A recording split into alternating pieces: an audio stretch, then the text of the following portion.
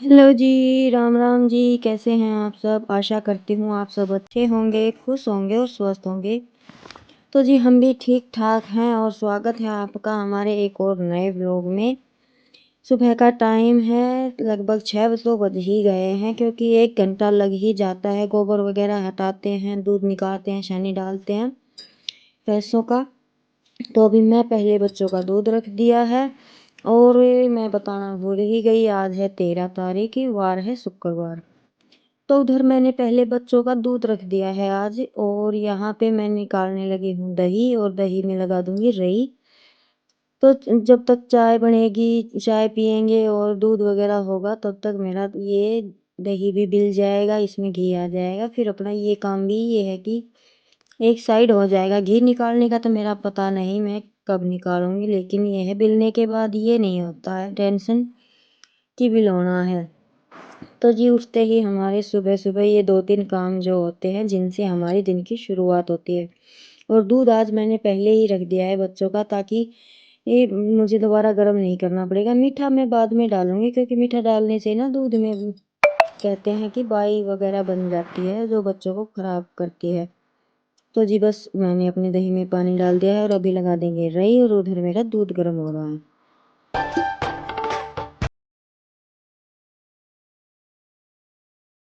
और आज शुक्रवार है और तिथि है त्रयोदशी। तो मैं त्रयोदशी का व्रत करती हूँ और आज से अगले 4 दिन तक मेरे व्रत शुरू हो रहे हैं।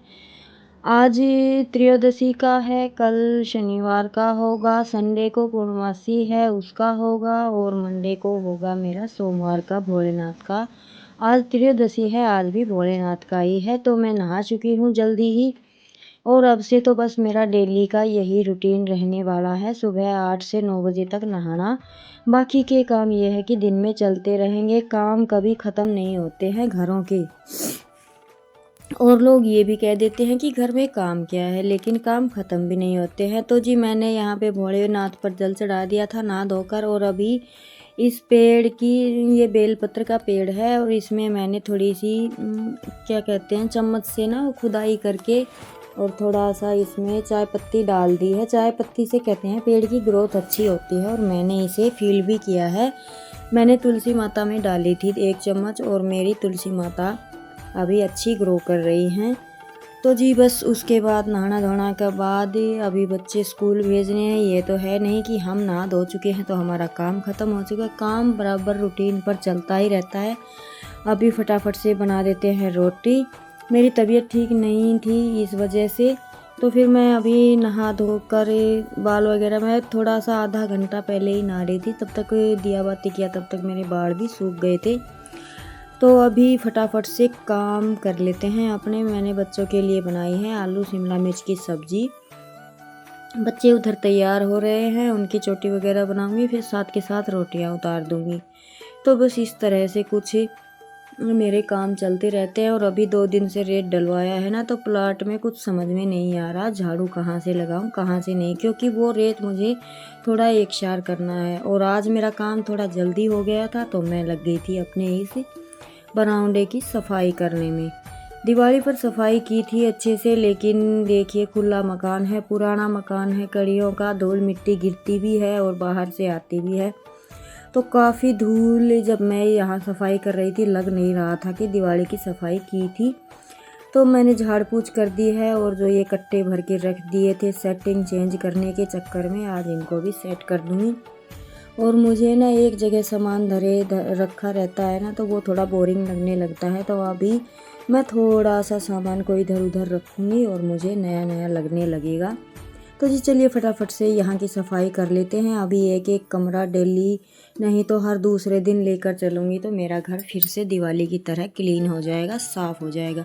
इसी तरह से हमें डस्टिंग भी करनी पड़ती है और साफ़ सफाई, तभी हमारा घर साफ़ सुथरा और मैनेज रह सकता है। इसके लिए ज़रूरी है टाइम पर उठना, शाम को अपना टाइम मैनेजमेंट बनाकर सोना कि मुझे सुबह उठकर क्या करना है किस टाइम से। एक मेरा हर काम का टाइम फिक्स होता है, मुझे ये पता है कि मुझे ये काम इतने टाइम में कर लेना है। तो ये जो मैं काम करने लगी थी, ये मैं लगी थी लगभग 10 बजे।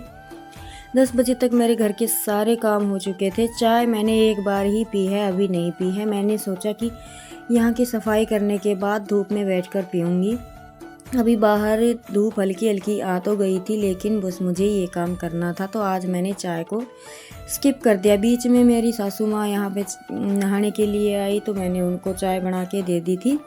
मैंने तब भी नहीं थी, मैंने अपना काम निपटाने के बाद ही चाय पी थी।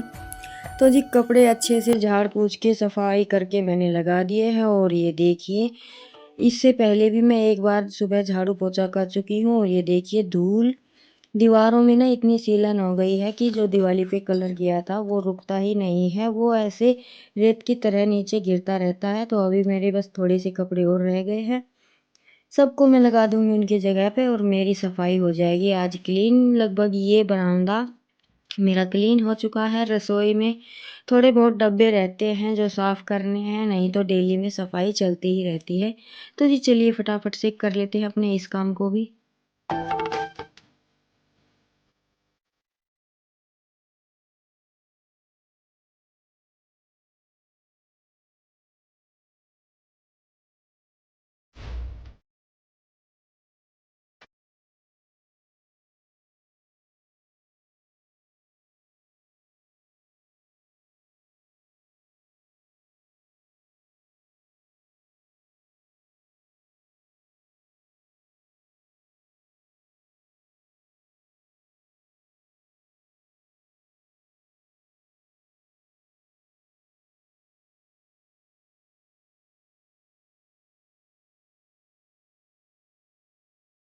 तो जी हर चीज़ को झाड़ पोंछ दिया है, उसकी जगह पे लगा दिया है। पुराना मकान है तो ये नहीं है कि सफाई नहीं करेंगे। और ये जो कट्टे खाली हुए हैं इनको मैं फिर से फोल्ड करके अच्छे से इनकी प्रेस लगा के रख दूंगी, क्योंकि किसी भी चीज़ को फेंकने का नाम शायद मेरी डिक्शनरी में कम ही आता है। मैं हर चीज़ को फेंकने से पहले 10 बार उसको रख के ये सोचती हूँ कि इसका दोबारा से यूज़ कहाँ पे हम कर सकते हैं। और इस तरीके से मैं अपने हर सामान को रखे रखती हूँ। और बहुत कम ऐसा होता है कि मैं किसी भी चीज़ को इतनी आसानी से फेंकती हूँ। फिर से राधे राधे। और टाइम तो मुझे पता ही नहीं है आज क्या हो गया, 2 बज गए हैं आज।